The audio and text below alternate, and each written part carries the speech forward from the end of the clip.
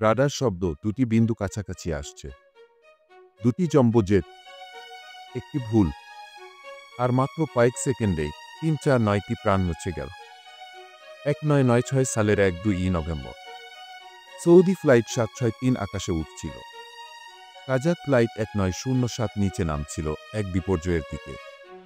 Controller বলেছিল উচ্চতা বজায় রাখুন, কিন্তু কাজাক খুব ভুলভাবে বুঝে নিচে নামতে থাকে।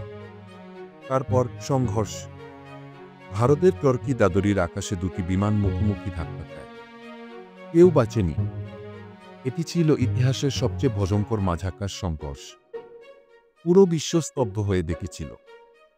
এই দুর্ঘটনার পরই আসে বড় পরিবর্তন, ইংরেজি বাধ্যতামূলক কমিউনিকেশন, নতুন টেকনোলজি যা সংঘর্ষ থেকে একটি ভুল বোঝাবুঝি বদলে দিয়েছে পুরো বিশ্বজুড়ে আকাশপথ।